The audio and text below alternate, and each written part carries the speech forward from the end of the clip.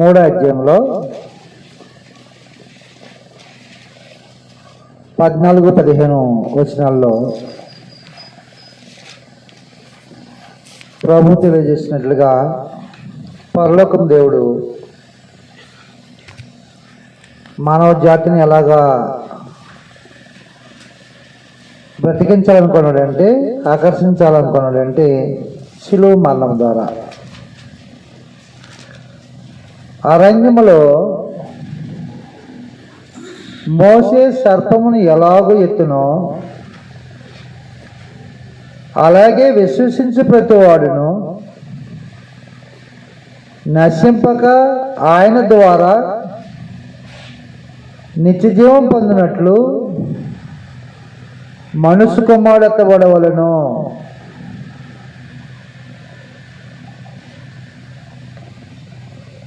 కాబట్టి సమస్త మనుషులను ప్రభు యొక్క శిలువ మరణం ద్వారా ఆకర్షించుకోవాలని దేవుడు సంకల్పించాడు. శిలువ మరణానికి బయట మనుషులు రక్షణ పొందడానికి అవకాశం ఉండదు. శిలువ మరణం పట్ల విశ్వసించకపోతే మనుషులకు నిత్యజీవం ఉండదు.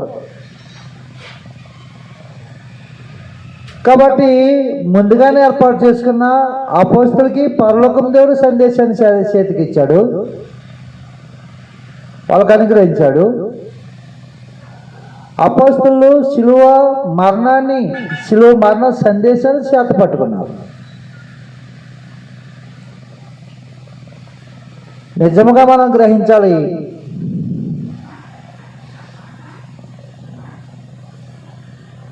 శిలువ ప్రభు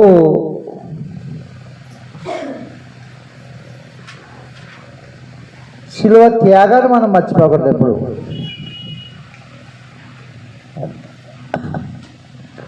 సువార్త ప్రకటన చేస్తున్నాం మనము. ప్రభు త్యాగాన్ని మనం ఎప్పుడు మర్చిపోకూడదు. ప్రభు యొక్క త్యాగము దేవుని పిల్లలమైన మనకి అనుక్షణము మన హృదయాన్ని తాగుతూ ఉండాలి. మన హృదయం తాగుతూ ఉండాలి. ఆయన జీవితము, ఆయన పడిన అవమానాలు, నిందలు, హింసలు, ఆయన తిన్న దెబ్బలు, ఆయన మరణము ఎల్లప్పుడూ మనకి ఏం చేయాలంటే జ్ఞాపకానికి రావాలి. ఎవరికి? హృదయానికి జ్ఞాపకం రావాలి. హృదయాన్ని తాగుతూ ఉండాలి అనుక్షణము దేవుని పిల్లలుగా.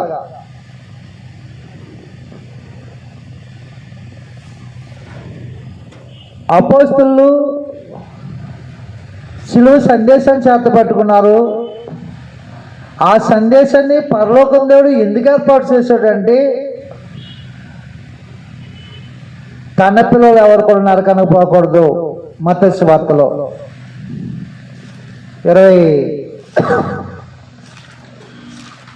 25వ అధ్యాయంలో తన పిల్లలు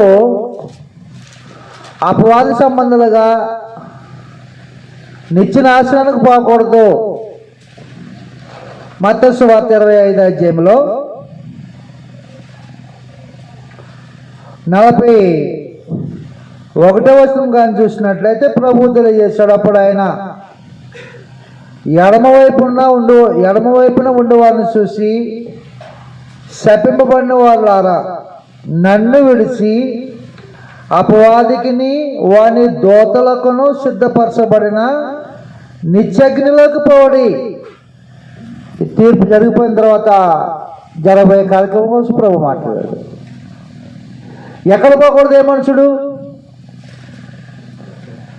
కాబట్టి నిత్యగ్నికి పోకూడదు. ఈ నిత్యాగ్ని పరలోకం దేవుడు ఎవరి కోసం ఏర్పాటు చేశాడు? మన కోసం ఏర్పాటు చేశాడు. అంటే మన కోసం ఏర్పాటు చేసింది కాదు. అపవాదికి వాని దోతలకు ఏర్పాటు చేసిన ఈ నిత్యగ్నిలోకి మనం పోకూడదు. నిత్య అగ్ని నుండి తప్పించే మార్గాన్ని పరలోకం దేవుడు భూమి మీద మనుషులకు అందుబాటులో పెట్టాడు. ఆయన మహాకృప మనుషులకి బహు దగ్గరగా పెట్టాడు. ఆయన కృప చేత మనుషుల్ని ఆవరించున్నాడు. కాబట్టి ఈ నిత్యగ్ని నుండి తప్పించడానికి ఎవడు కూడా నిత్యగ్నికి పాలు కాకూడదు. అది దేవుని ప్రేమ. దేవుడు లోకాన్ని ఎంతో ప్రేమించాడంటే తాను సృష్టించిన మనుషుడు యుగయుగాలు తరతరాలు కాలిపోకూడదు, ఆయన శిక్ష పొందకూడదని దేవుడు ఏం చేశాడంటే ప్రభు అయిన యేసుక్రీస్తు వారికి శిక్ష విధించి ఆయన శిలువలో ప్రత్యక్షపరిచాడు. ఆ శిలువ సందేశాన్ని అపోస్తలులు చేత పట్టుకున్నారు.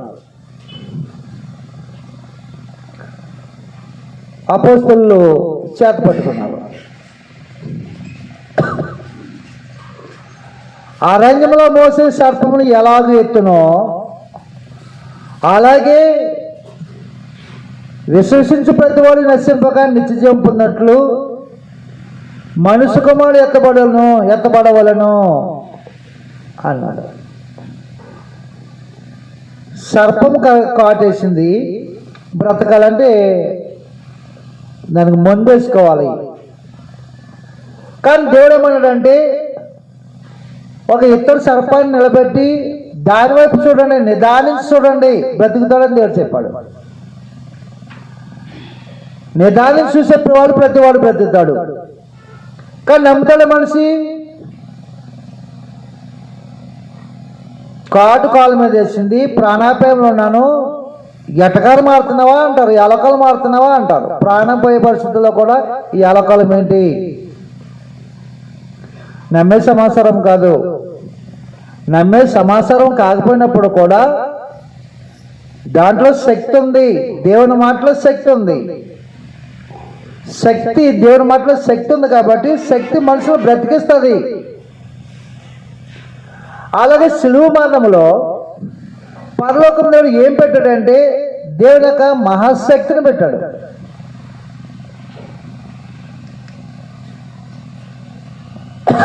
రామపత్రిక 1వ అధ్యాయంలో శిలువ మరణంలో కంటికి కనిపించని భయంకరమైన శక్తి ఉంది. రామపత్రిక 1వ అధ్యాయము 16వ వచనంలో సువార్తను గూర్చి నేను సిగ్గుపడిన వాడిని కాను, ఏలయనగా నమ్ము ప్రతి వానికి మొదట యూదునికిని గ్రీసు దేశస్థునికిని కూడా రక్షణ కలుగు చేయుటకు అది దేవుని శక్తి ఉన్నది. దేవుని శక్తి ఉంది శిలువ మరణములో.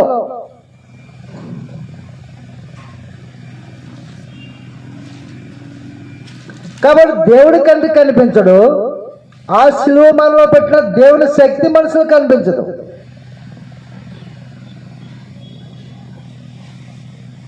దాని యొక్క నమ్మిన వాడికి శక్తి ఏంటో తెలుస్తుంది.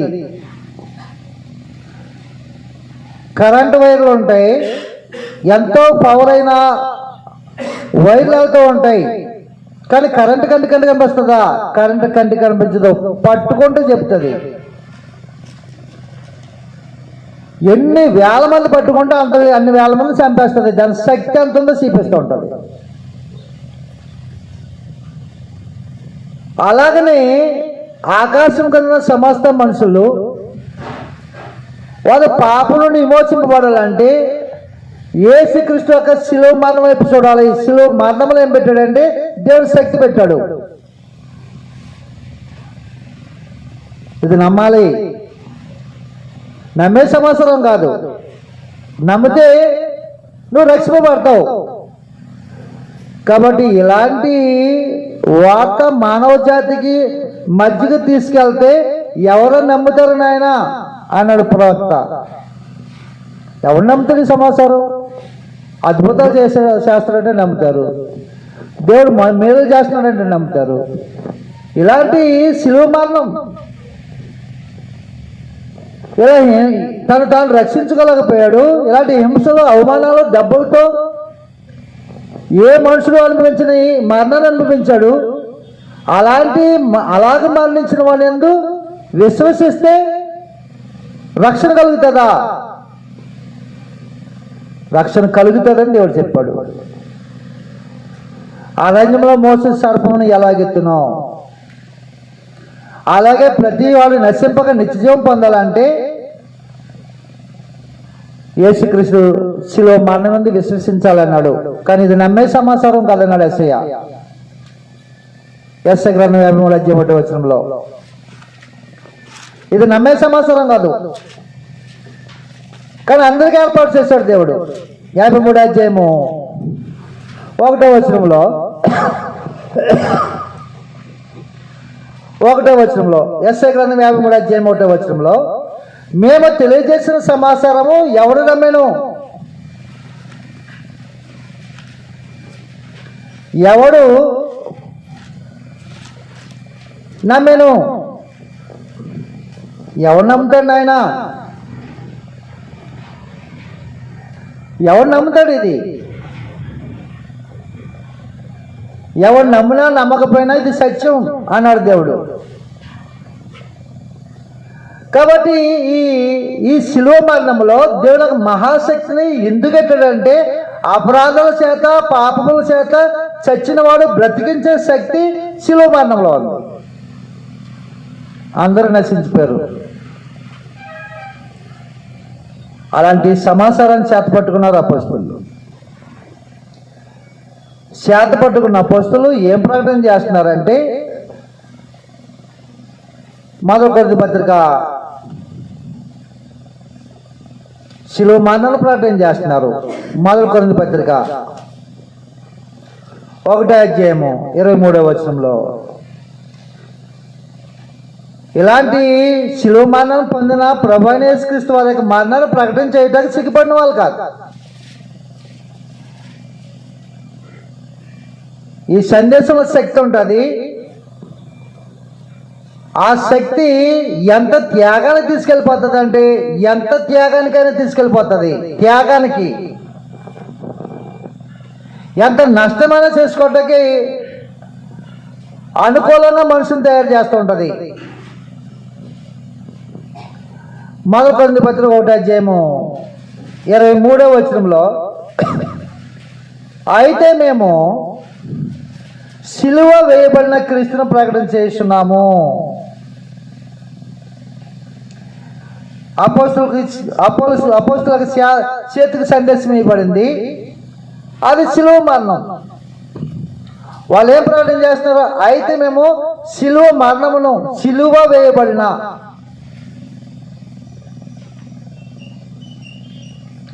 సిలువ వేయబడిన క్రీస్తును ప్రకటన చేస్తున్నాం.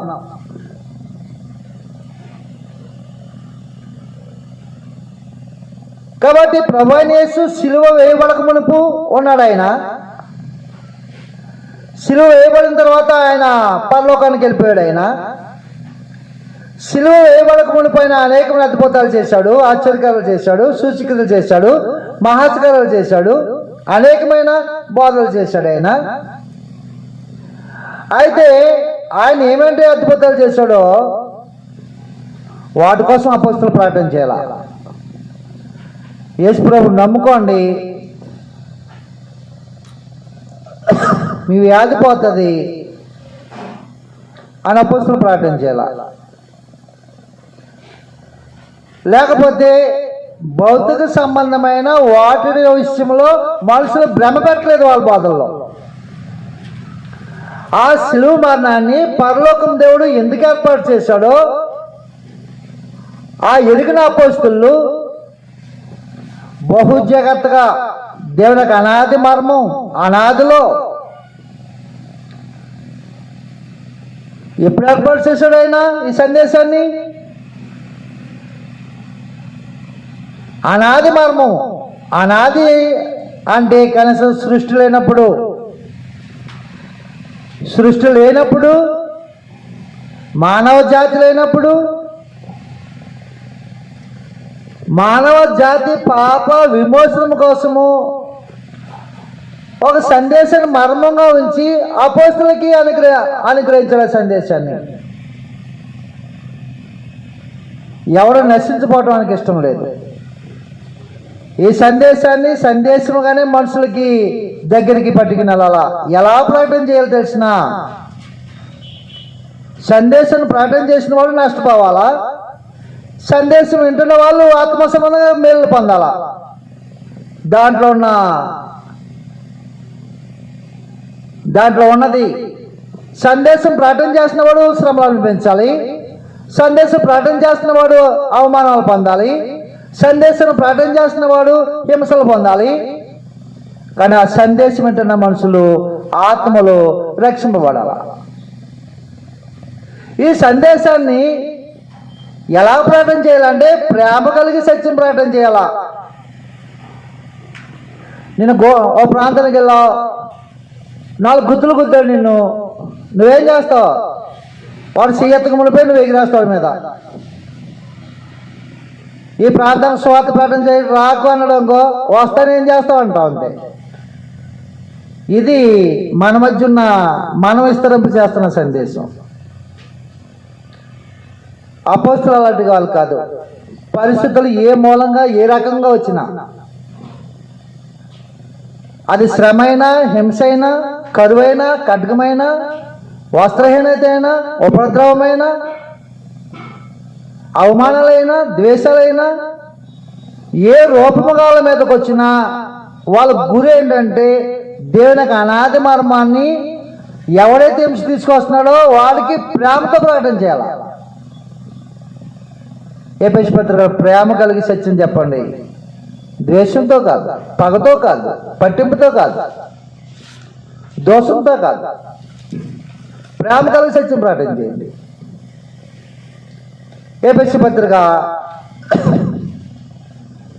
4వ అధ్యాయంలో 15వ వచనం చూసినట్లయితే, ప్రేమ కలిగి సత్యం చెప్పుచు, ప్రేమ కలిగి సత్యం చెప్పడం ఒకటి మాత్రమే కాదు, ప్రేమ కలిగి సత్యం చెప్పేవాడు ఎలా ఎదగాలో కూడా తెలియజేస్తాడు. అది లేకపోతే ఇది ఉండదు, ఇది లేకపోతే అది ఉండదు, రెండింటికి 3 ఉంటుంది. అది ఫలించాలంటే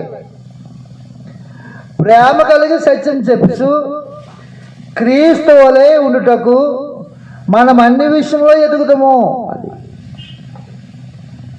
క్రీస్తు వలె ఉండుటకు అన్ని విషయాలు ఎదగాలి. ప్రేమ కలిగి సత్యం చెప్పాలా. ఆ సువార్తలో ముడివేయబడింది. కాబట్టి దేవుని యొక్క మనసు ఎరిగిన మనుషులు,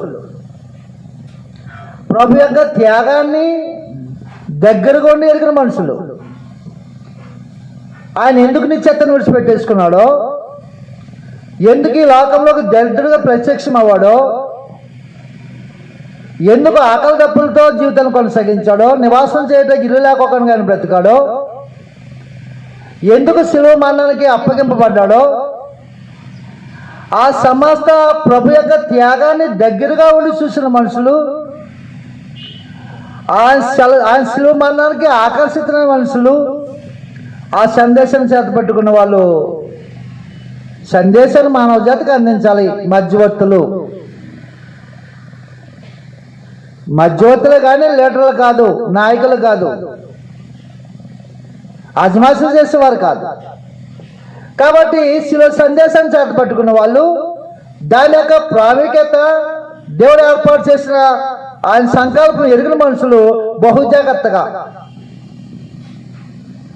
మొట్టమొదటిగా ఈ సందేశముగా మనుషులకు అందించాలంటే ఎంత జాగ్రత్తలు తీసుకోవాలో ముందు జాగ్రత్త. దాంట్లో ఏం కలపకుండా తీసివేయకోకుండా జాగ్రత్తలు. మన సొంత అభిప్రాయాలు కూడా అన్నాడు అక్కడ మొదలుకొంది పత్రికలోనే. మొదలుకొంది పత్రిక 2వ అధ్యాయము 1 నుండి కొన్ని వచనాలు చూసినట్లయితే, దేవుని వాక్యం శిలువ మరణం యొక్క దాంట్లో పరలోకం మీద ఎంత శక్తిని పెట్టాడో, ఆ ఎరిగిన మనుషులు శిలువ మరణంలో దేవుని శక్తి ఆ శిలువ మరణం అనే సందేశాన్ని ఏ మనుషులకైనా 4 మాటలు చెప్తే చాలు ఆకర్షించేస్తుంది. ప్రస్తుతానికి ఆ వ్యక్తి ఒప్పుకోకపోయినా అంగీకరించకపోయినా తన హృదయంలోకి దూరి మార్పును తీసుకొస్తుంది. అంత శక్తి ఉంది దానికి. కాబట్టి బహు జాగ్రత్తగా అపోస్తలులు దేవుని అనాది మర్మం ఎక్కడ పెట్టాడు? నీ చేతిలో పెట్టాడు. 2:1 దేవుని అనాది మర్మం అంటే లోకం పుట్టుక మునుపు ఏర్పాటు చేసిన ఆయన సందేశాన్ని నీ చేతిలో పెట్టాడంటే, మన చేతిలో పెట్టాడంటే మనం ఎలాగ మనుషులకు అందించాలి, ఎలాంటి జాగ్రత్తలు తీసుకోవాలి, ఆ జాగ్రత్తలు మనం ఎలా తీసుకోవాలో మనకు ముందుగా ప్రకటన చేసిన అపోస్తలులు ఉన్నారు. వాళ్ళు ఎంత జాగ్రత్తలు తీసుకున్నారు, దానికోసం వాళ్ళు ఏమైపోయారు, ఎంత నష్టపోయారు, ఎందుకోసం నష్టపోయారు వాళ్ళు, ఈ గ్రహించాలి మనం. చూడండి 2:1 సహోదరులారా, నేను మీ యొద్దకు వచ్చినప్పుడు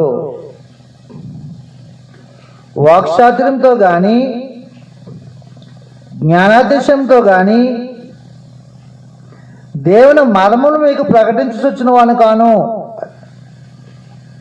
దేవుని మర్మం, శిలువ సందేశం, సువార్త, ఇది అనాది మర్మం. ఎలా ప్రకటన చేయడానికి పూనుకోలేదు వాళ్ళు? వాక్చాతుర్యంతో కానీ జ్ఞానాతిశయంతో కానీ ఆ సందేశం తీసుకురావా. ఈ సందేశం తీసుకొచ్చినప్పుడు నా హృదయంలో ఏమీ లేదు, ఒకటే ఉంది. దేవుడు ఎలాగ ఆకర్షింపబడాలని సంకల్పించాడో, ప్రభు ఎలాగ ఆకర్షించుకోవాలని ఆయన ప్రాణత్యాగం చేశాడో అలాగనే స్వార్థ ప్రకటన చేయాలా. అలాగ మనుషుల్ని సిలువ వైపు తిప్పాలి. అదే గురి అపోస్తలులకు గురి.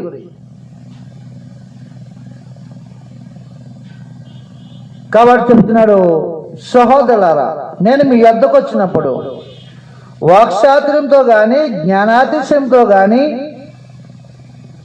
దేవుని మర్మమును మీకు ప్రకటించవచ్చును కాను. నేను యేసుక్రీస్తును అనగా సిలువ వేయబడిన యేసుక్రీస్తును తప్ప మరి దేనిని మీ మధ్య నెరుక్కుందని నిశ్చయించుకుంటుని, మరియు బలహీనతతోనూ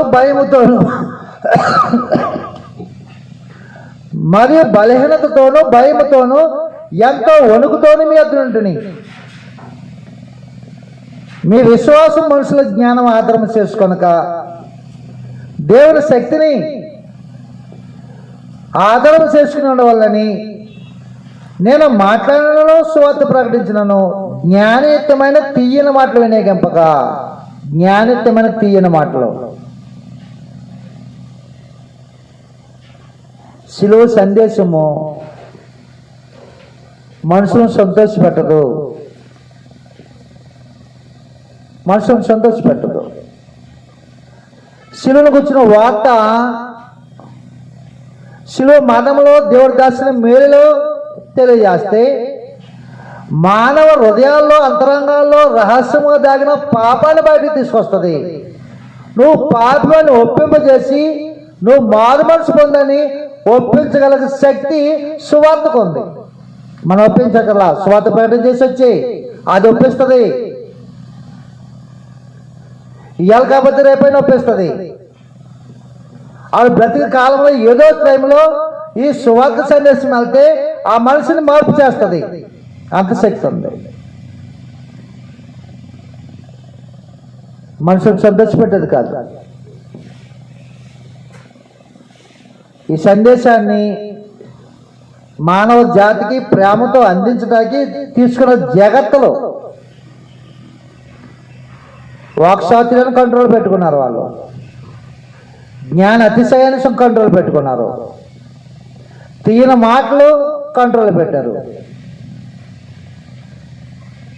అంతేకాకుండా దేవుని వాక్యాన్ని కలపకూడదు, తీసివేయకూడదని గట్టి నిర్ణయం తీసుకున్న వాళ్ళు. రెండో కొరింథీ పత్రిక 2వ అధ్యాయము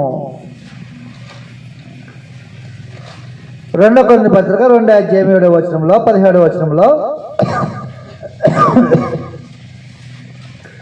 17వ వచనము, మేము దేవుని వాక్యమును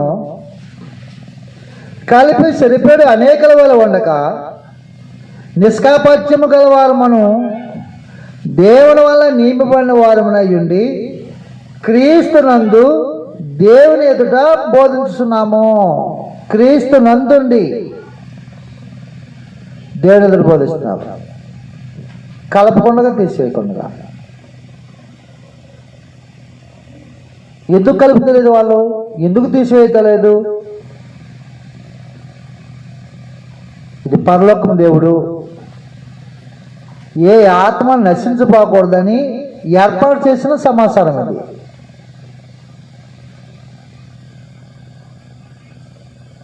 ఆ సమాచారాన్ని మన అవసరతల కోసము బోధ చేయకూడదు అని గట్టి నిర్ణయం తీసుకున్న వాళ్ళు. మొదటి దర్శనం పత్రిక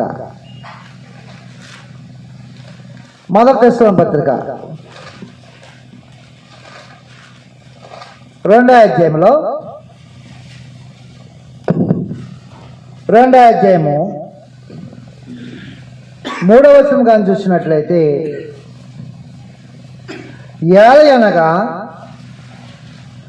మా బోధ కపటమైనది కాదు, అపవిత్రమైనది కాదు, మోసక్తమైనది కాదు, కానీ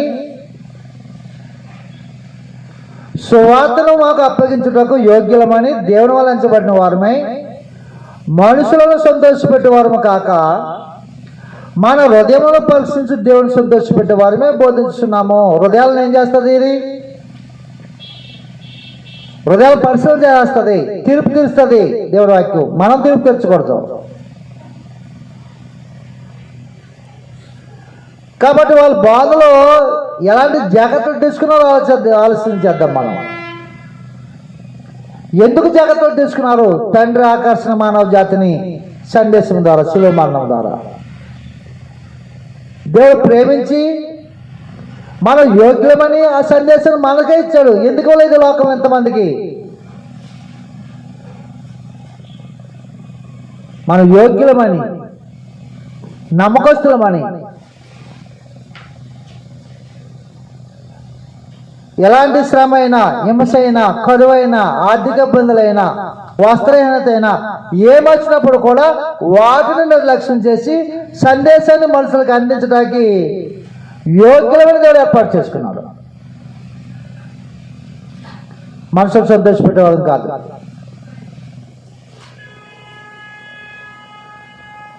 ఎన్ని జాగ్రత్తలు తీసుకున్నారో. రోమపత్రిక 16వ అధ్యాయంలో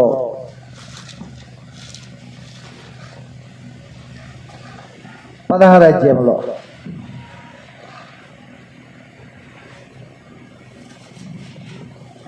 17-18 వచనాల్లో, సహోదరులారా, మీరు నేర్చుకున్న బాధకు వ్యతిరేకముగా భేదములను ఆటంకములను కలిసేవారిని కనిపెట్టున్నాను మిమ్మల్ని బతిమాలుకొంచున్నాను. వాళ్ళను తొలగిపోడి. అటువారు మన ప్రభువైన క్రీస్తుకు కాక తమ కడుపునకే దాసులు. వారు ఇంపైన మాటల వలన ఇచ్చకములను నిష్కాపట్ల మనసులను మోసపుచ్చుదురు. ఇంపైన మాటల్లా ఇచ్చకాల ఎన్ని జాగ్రత్తలు తీసుకున్నారు. ఎందుకు జాగ్రత్తలు తీసుకున్నారంటే అపొస్తలులు కూడా అపవాదికి తన దూతలకు ఏర్పాటు చేసిన నిత్యగ్నులకు ఏ మనుషులు పోకూడదని అపొస్తలులు ప్రభు వాళ్ళే త్యాగం చేసుకుని సందేశం ప్రకటన చేస్తున్నారు. ఆనాడు 12 మంది ప్రకటన చేస్తేనే సర్వ సృష్టికి వెళ్ళిపోయింది సువార్త. 12 మంది అలాంటి త్యాగపూరితమైన జీవితాలు కలిగి సువార్త ప్రకటన చేస్తే సువార్త ఏమైపోయింది? సర్వలోకానికి వెళ్ళిపోయింది, సర్వ సృష్టికి వెళ్ళిపోయింది అని చెప్పేశాడు కొలస్సీ పత్రికలో. కొలస్సీ పత్రిక 1వ అధ్యాయంలో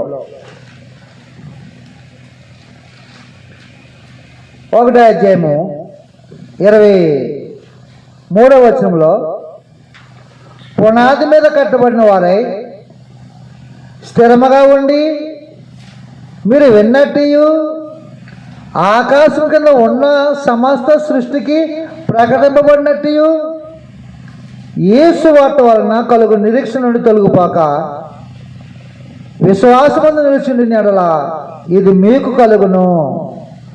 పౌలని నేను ఆ సువార్తకు పరిశోధకుడైతిని.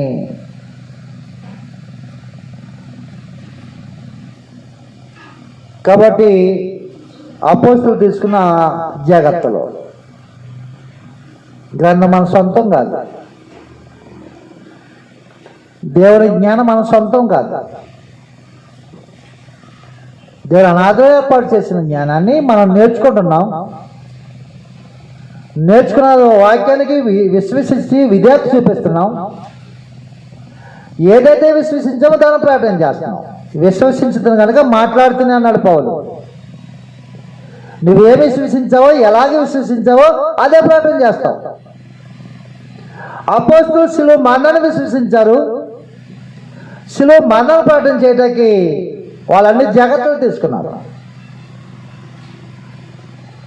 కాబట్టి శిలువ మరణం ఎందుకు ఉద్దేశింపబడింది, ప్రభు యొక్క శిలువ మరణం ఎందుకు ఉద్దేశింపబడింది, ఆయన ఎందుకు కలువరి శిలువలో చనిపోవాలి, పరలోకం దేవుడు ఆయన ఎందుకు శిలువలో నలకు కొట్టాలి,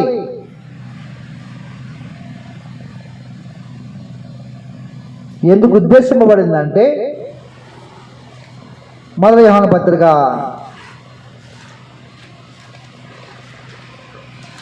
3వ అధ్యాయము 8వ వచనంలో, మొదటి యోహాను పత్రిక 3వ అధ్యాయం 8వ వచనంలో, అపవాది మొదటి నుండి పాపం చేస్తున్నాడు కనుక పాపం చేయవాడు అపవాది సంబంధి. అపవాది యొక్క క్రియలను లయపరచుటకే దేవుని కుమారుడు ప్రత్యక్షమాయను అన్నాడు.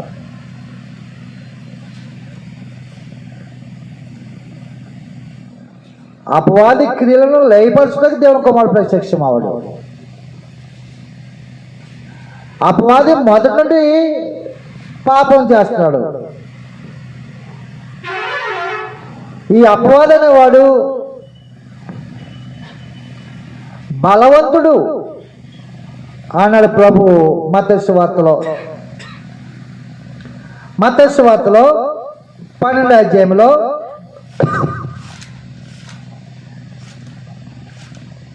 మత్తయి సువార్త 12వ అధ్యాయము 29వ వచనంలో, ఒకడు మొదట బలవంతుని బంధింపని ఎడల ఎలాగూ ఆ బలవంతుని ఇంట్లో తెచ్చి అతను సామాగ్రి దోచుకొనగలడు, అట్లు బంధించిన ఎడల వాని ఇల్లు దోచుకొనును అన్నాడు. అపవాదన వాడు బలవంతుడు.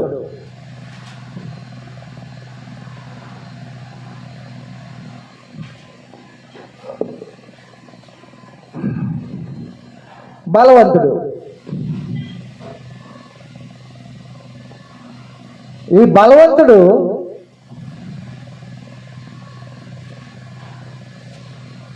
ఆయుధాలు ధరించుకున్నాడు.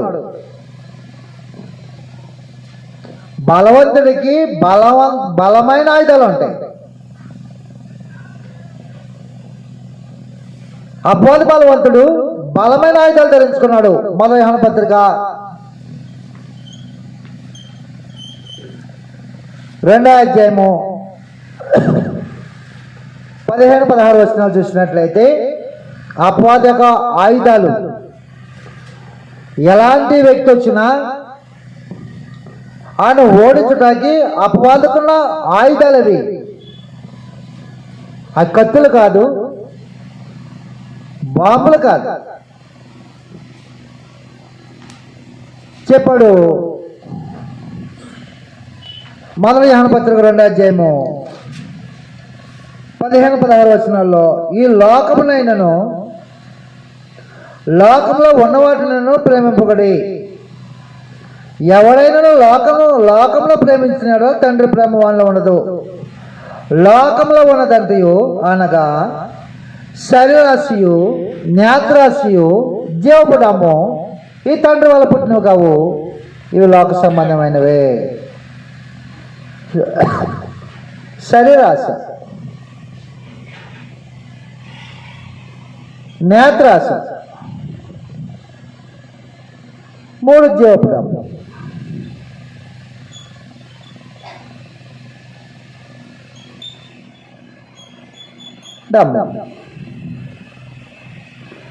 బలవంతుని యొక్క ఆయుధాలు, వాడు ఆత్మ సంబంధమైన ఆయుధాలు. ఇద్దరు కొట్టుకోవాలంటే కర్రలు ఉంటాయి, యుద్ధానికి వెళ్ళాలంటే బాంబులు ఉంటాయి, తుపాకులు ఉంటాయి, దేశాల మధ్య యుద్ధాలకు వెళ్ళాలంటే. కానీ అపవాదన వాడు ఆయుధాలు ఏంటంటే ఆత్మ సంబంధమైన ఆయుధాలు. శరీరాశ నేత్రాశ జవడం అనే ఆయుధాలు. వేటాడుతున్నాడు.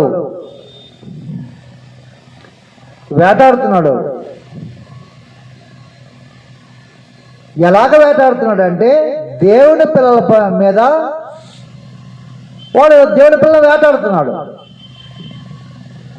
ఎవడో భూమి మీద ఏ మానవ జీవితంలో దేవుని యొక్క నీతి అనే సిగురు పుడుతుందో ఆ సిగురుని ఏం చేస్తున్నాడంటే ఆడు ఆయుధాలు ఇచ్చుకుని ఆ నీతి సిగురుని పోగొట్టి తన పాపాన్ని సిగురింప చేస్తున్నాడు ఆ స్థలంలో. ఎలాంటి బలవంతుడైనా వాడు ఆయుధాలు ఉపయోగించుకుని ఆయుధాలు ఎలాగేస్తాడంటే తన కుయుక్తిని ఉపయోగించి ఆయుధాలు వేస్తూ ఉంటాడు. తన కుయుక్తిని ఉపయోగించి.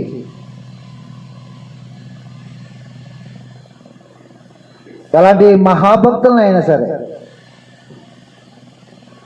దేవుని యొక్క నీతి ఏ భక్తుల్లో సిగురుతుందో అతను దేవుని ఎదుట నిర్దోషిగా బతుకుతున్నాడో, దేవుని ఎదుట నిర్దోషిగా బతకకుండా పాపాన్ని దేవుని ఎదుట నిరూపించడానికి ఆడు ఆయుధాలు ఉపయోగించి పాపం చేస్తున్నాడు. మొదటి నుంచి కూడా బలవంతుడు.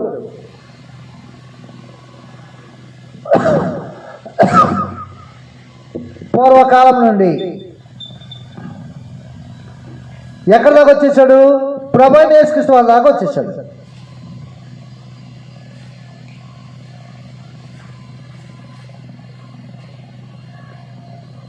యేసు ప్రభు వారి మీద కూడా ఈ ఆయుధాలు ఉపయోగించాడు. శరీరాశ నేత్రాశ జవడం. కానీ ఆయన వచ్చిందెందుకు? ఆయన వచ్చిందెందుకు అంటే అనేకమైన కార్యక్రమాలు ఉన్నాయి.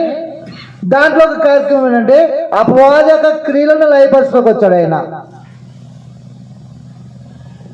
ఈ అపవాదైన వాడు బలవంతుడు దేవుని ప్రజల్ని తన ఆయుధాలతో పాపం చేయించి వాడు సెరలో పెట్టుకున్నాడు, తన సెరసలో పెట్టుకున్నాడు. వాడు ఒక సెంటర్ చేయలేదు.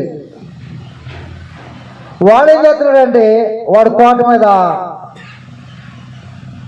ఆయుధాలు ధరించుకుని తిరుగుతున్నాడు. ఎవడైనా భూమి మీద నీతిమంతుడు దేవుని యొక్క నీతి కలిగి బతుకుతున్నాడా వాడు చేత పాపం చేసి వాడు సెంటర్ జైలు వేసుకుంటున్నాడు. ఏప్రిల్ పత్రికలో. లేకపోతే ఎస్ఐ గ్రంథం కూడా అండి. ఎస్ఐ గ్రంథములో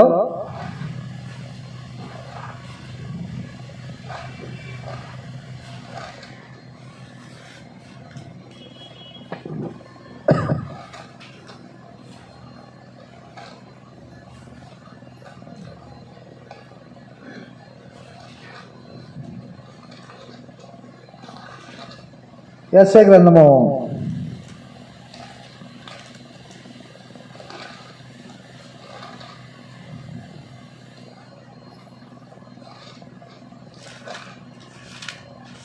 42 అధ్యాయం 42 అధ్యాయంలో 6వ వచనం చూసినట్లయితే ఆయన ఎందుకు వచ్చాడో తెలియదు. గుడ్డివారి కళ్ళు తెలుసుటకును బంధింపబడిన వారిని సరసల నుండి వెలుపులోకి తెచ్చుటకును చీకటిలో నివసించే వారిని బందీ గృహంలో నుండి వెలుపులోకి తెచ్చుటకును యెహోవాకు నేనే నీతి విషయంలో నిన్ను పిలిచి నీ చేయి పట్టుకుని ఉన్నాను. నిన్ను కాపాడి ప్రజల కొరకు నిబంధనగాను అనుజనులకు వెలుగుగాను నిన్ను నియమించున్నాను అన్నాడు. గుడ్డివారి కళ్ళు తెలుసుటకును బంధింపబడిన వారిని శరసాలను వెలుపులోకి తెచ్చుటకును అన్నాడు. గుడ్డివారి కళ్ళు తెలుసుటకి ఆయన వచ్చింది ఎందుకోసం వచ్చాడు? ఆయన గుడ్డివారి కళ్ళు తెలుసుటకి. గుడ్డివారు ఎవరు? గుడ్డివారు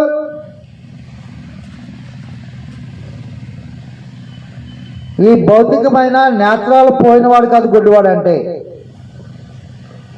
గుడ్డివారు అంటే మనోనేత్రాలు తెరవటానికి ఆత్మనేత్రాలు. ఆత్మనేత్రాలు ఏమైపోయినాయంటే ముగిపడ్డాయి. మనం 2 కొరింథీ పత్రిక 4వ అధ్యాయం 4వ వచనం తెలియజేశాడు. 2 కొరింథీ పత్రిక 4వ అధ్యాయం 4వ వచనంలో ఆత్మనేత్రాలు ముగిపడ్డాయి. ఆత్మనేత్రాలు ముగిపడితే పాపం చేసేవాడు ఏది చేసినా రైట్ అవుతుంది తనకి. ఎందుకంటే నేత్రాలు తెరవబడలేదు కదా. కళ్ళు లేని వాడికి దారి కనపడదు కాబట్టి ఏదైనా దారి అనుకుంటాడు. తను ఎలా కలుతున్నాడో అదే రోడ్డు అనుకుంటాడు, అదే కరెక్ట్ అనుకుంటాడు. అలాగే మనోనేత్రాలు ముగిపడిన వాడు తను ఏం చేసినా తన మనసాక్షి చచ్చిపోయి ఉంటుంది కాబట్టి దోషారోపణ చేయదు, రైట్ అని చెప్తుంది. అలాగే మనుషులు ఏమైపోయారంటే గుడ్డివారు అయిపోయారు. అలాంటి గుడ్డివారు కళ్ళు తెలుసుకోవడానికి ప్రభువు ప్రత్యక్షమవడినాడు. 2 కొరింథీ పత్రిక 4వ అధ్యాయము 4వ వచనంలో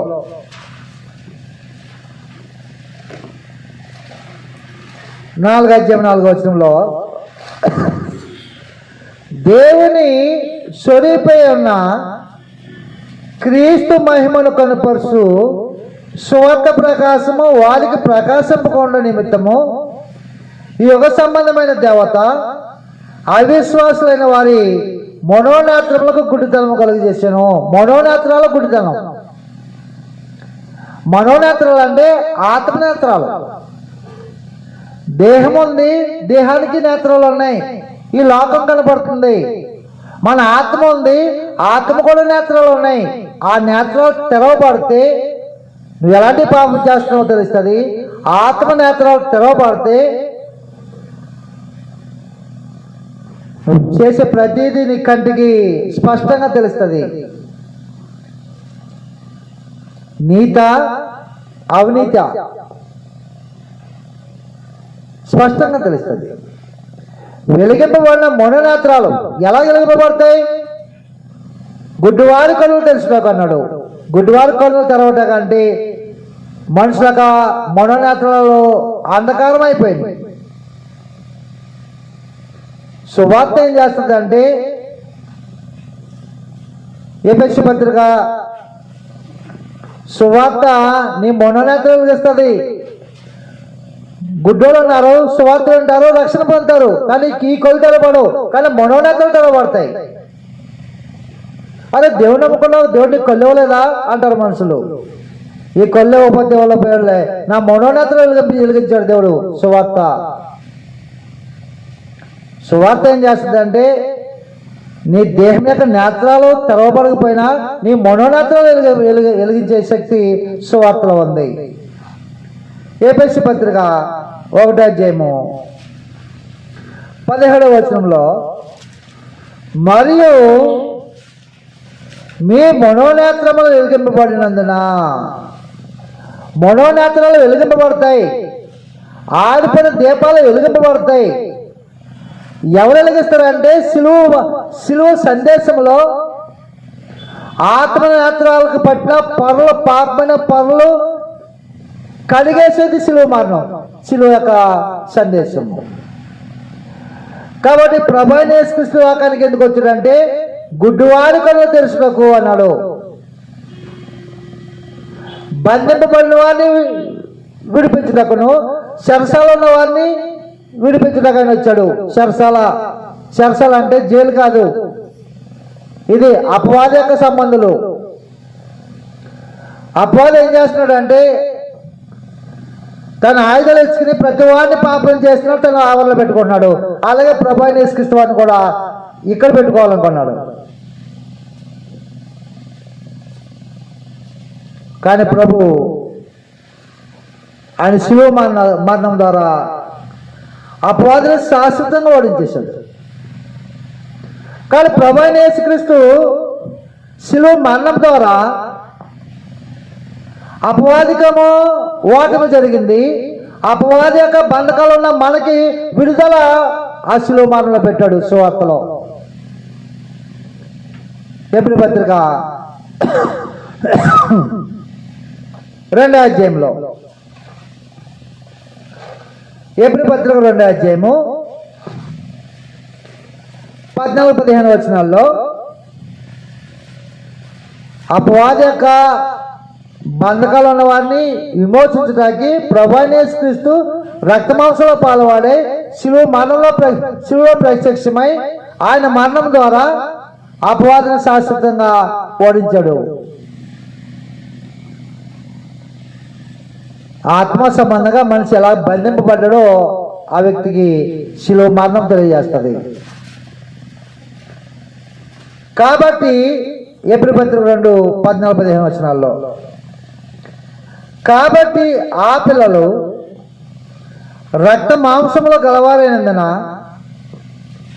ఆ ప్రకారమే మరణం యొక్క బలము గలవాడిని, అనగా అపవాదిని మరణం ద్వారా నశింపచేయుటకును, జీవిత కాలమంతయు మరణ భయము చేత దాసులకు లోబడిన వారిని విడిపించుటకును ఆయన కూడా రక్త మాంసంలో పాలువాడాయను. కాబట్టి రక్త మాంసంలో ఎందుకు పాలువాడవాడంటే అపవాదక క్రియలను లయపరిచి అపవాదక బంధకాల్లో ఉన్న మనల్ని విడిపించడానికి ఆయన ప్రత్యక్షమవాడు. శిలువ మరణం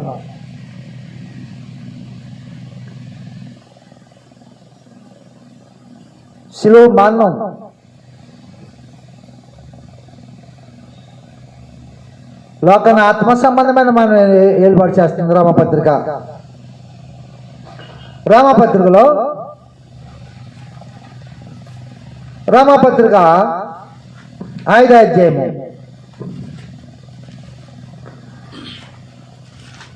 అధ్యాయము 13-14 వచనాలు చూసినట్లయితే,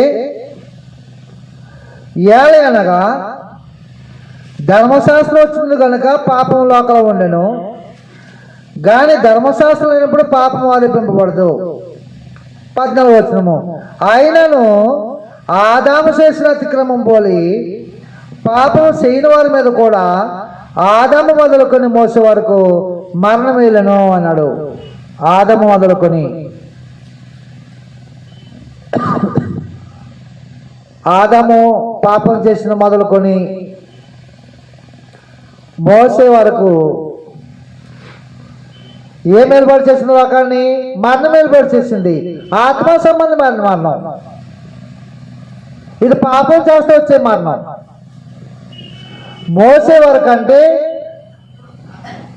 ధర్మశాస్త్రం అంకం వరకు. ధర్మశాస్త్రం ఎక్కడ అంతం చేశాడు ప్రభు? శిలువ మరణంలో అంతం చేశాడు. అంకం వరకు మరణము ఏర్పాటు చేసింది.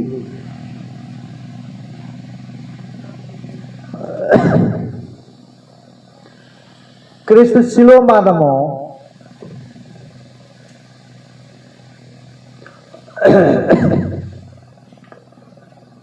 ధర్మశాస్త్రానికి దాసులైన వారిని విడిపించింది.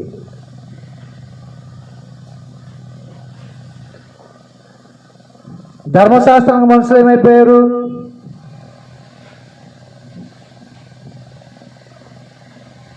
బానిసలు అయిపోయారు, దాసులు అయిపోయారు.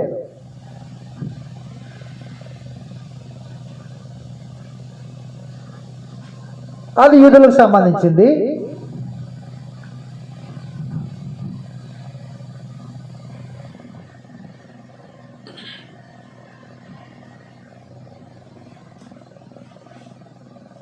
గలతీ పత్రిక 4వ అధ్యాయం 4వ వచనంలో,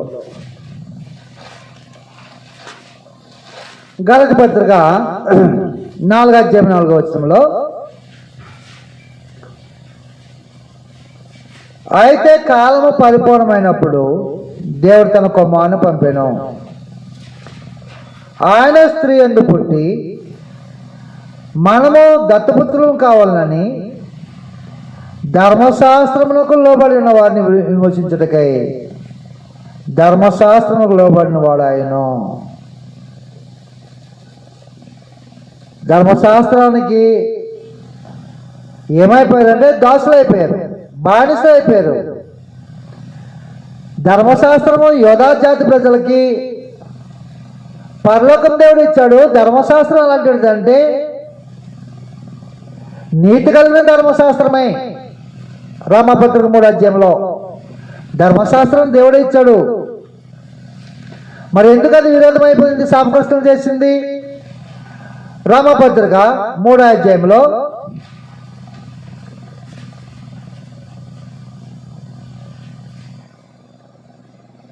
2వ అధ్యాయం చూడండి. 2వ అధ్యాయము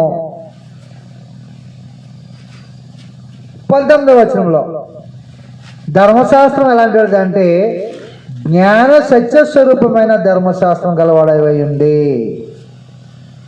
జ్ఞానం గలదే ధర్మశాస్త్రము, సత్యం గలదే ధర్మశాస్త్రము. కానీ ధర్మశాస్త్రాన్ని ఎలాగ అనుసరించాలంటే మొదటి తిమోతి పత్రిక 1వ అధ్యాయము, ధర్మానుకూలంగా అనుసరిస్తే ధర్మశాస్త్రం మేలు చేస్తుంది, ధర్మానుకూలంగా అనుసరించకపోతే అది కీడు చేస్తుంది. మొదటి తిమోతి పత్రిక 1వ అధ్యాయము 11వ వచనం లాస్ట్లో చూసినట్లయితే 2వ లైన్లో, లాస్ట్ నుంచి 3వ లైను, ధర్మానుకూలముగా దానిని ఉపయోగించిన యెడల ధర్మశాస్త్రం మేలైనదని మనం ఎరుగుతాము. కాబట్టి మేలైన ధర్మశాస్త్రము ఎలా కీడైపోయింది? అది మోయలేని భాగమైపోయింది. మన చట్టమే మనల్ని శిక్షిస్తుందా? చట్టాన్ని దేవుడు ఎందుకు ఏర్పాటు చేశాడు? క్రమమైన మార్గంలో నడవటానికి దేవుడు ఏర్పాటు చేశాడు. కానీ అదే చట్టం మనల్ని శిక్షిస్తుంది. అదే చట్టానికి బానిసలు అయిపోతున్నారు మనుషులు.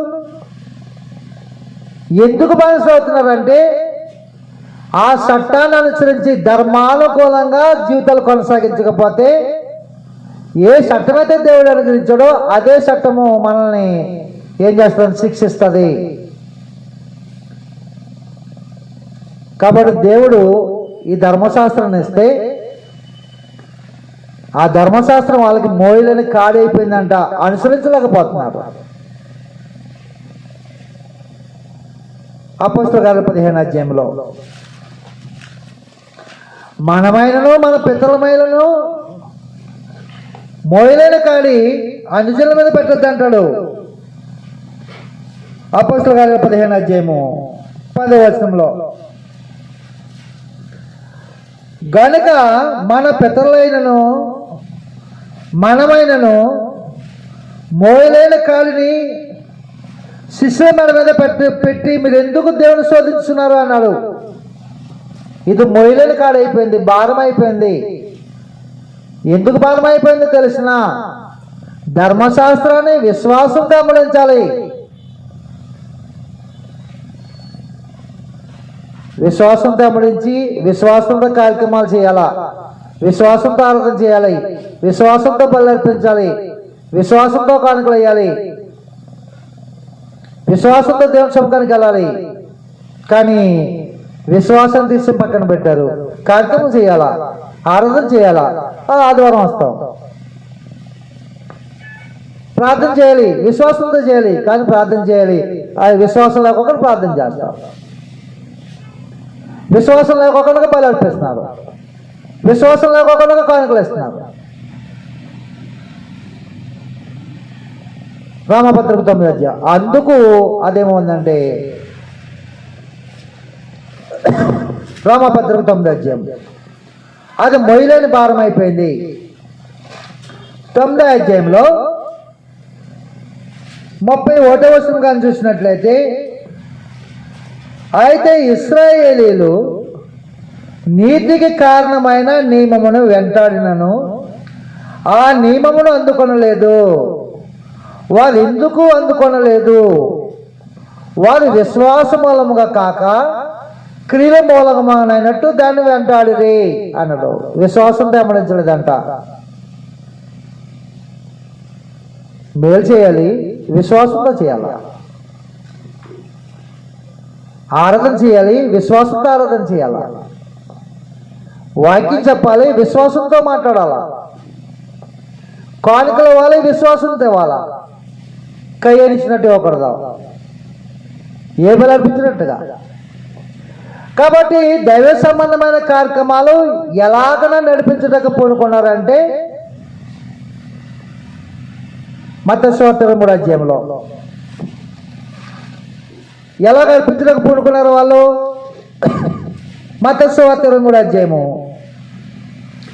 23వ వచనం కానీ చూసినట్లయితే ప్రభు తెలియజేస్తున్నాడు, అయ్యో వేషధారులైన శాస్త్రులారా, పరిసయ్యులారా, మీరు పుదీనాలోను, సోపులోను, జీలకర్రలోను 10వ వంతు చెల్లించి దేవుడికి ఏమివ్వాలి?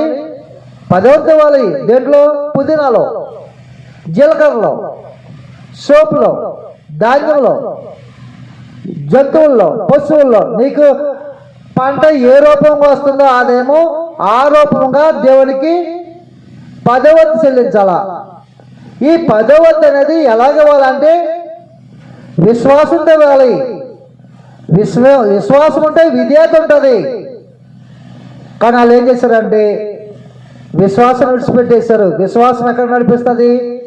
నీతికి, న్యాయానికి, మంచితనానికి, సాత్వికానికి, విధేయతకి నడిపిస్తుంది విశ్వాసం. వాళ్ళు విడిచిపెట్టేశారు. అయ్యి చూడండి అక్కడ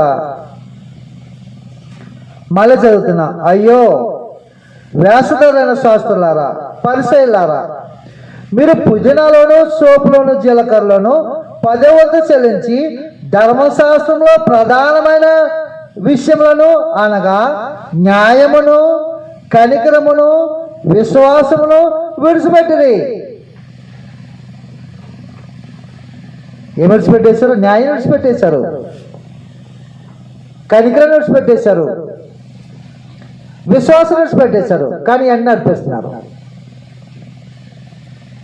అందుకు ధర్మశాస్త్రం వాళ్ళకి భారం అయిపోయింది. అది బానిసలుగా చేసుకుంది. రక్షించే వాళ్ళని, నడిపించే వారిని ఏం చేసిందంటే నడిపించడానికి, కానాన్ దేశం నడిపించడానికి ఇచ్చిన ధర్మశాస్త్రము వాళ్ళని ఏమైపోయిందంటే శిక్షించడానికి, చంపడానికి ప్రయత్నం చేసింది. కాబట్టి ప్రభు వచ్చాడు, భారంతో ఉన్నారు, ధర్మశాస్త్రం అనే భారంతో ఉన్నారు. ప్రయాసపడి భారం మోసుకుంటున్న సమస్త జనులారా, ఈ భారం తీసేయాలి. ధర్మశాస్త్రాన్ని నెరవేర్చడానికి వచ్చాడు ఆయన. శిలువ మరణంలో ధర్మశాస్త్రాన్ని సమాప్తి చేశాడు ఆయన. రామపత్రిక 10వ అధ్యాయము 4వ వచనంలో ప్రభు అయిన యేసుక్రీస్తు శిలువ మరణములో ఏ ధర్మశాస్త్రం అయితే కింద బానిసలే ఉన్నారో ఆ ధర్మశాస్త్రాన్ని విడిపించడానికి ప్రభు అయిన యేసుక్రీస్తు శిలువ మరణంలో దాన్ని నెరవేర్చాడు. 10వ అధ్యాయం 4వ వచనము, విశ్వసించే ప్రతి వాడికి నీతి కలుగుటకై క్రీస్తు ధర్మశాస్త్రములకు సమాప్తి అన్నాడు అన్నాడు. ధర్మశాస్త్రాన్ని శిలువ మరణంలో సమాప్తి చేసేసాడు.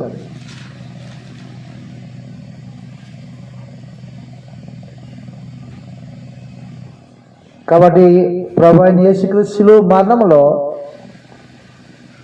అటు ఆకాశం కింద అనుజనులకే కానీ, ధర్మశాస్త్రం యోధాజాతి ప్రజలకే కానీ ఆత్మ సంబంధమైన శాశ్వతమైన ప్రతి ఆశీర్వాదాన్ని పరలోకం దేవుడు శిలువ మరణంలో పెట్టాడు. ఆ సందేశాన్ని చేతపట్టుకున్న అపొస్తలులు ప్రకటన చేస్తున్నారు. ప్రభువైన యేసుక్రీస్తు ఎందుకు మరణించాడంటే ఇది అనాది మర్మం.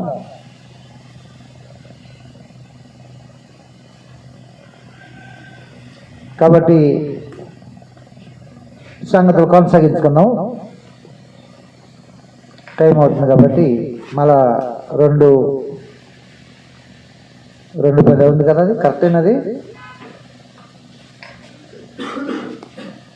మళ్ళీ 2:10 వస్తాం. 2:10కి మళ్ళీ కొడుకుందాం. 1 తెలియాలి.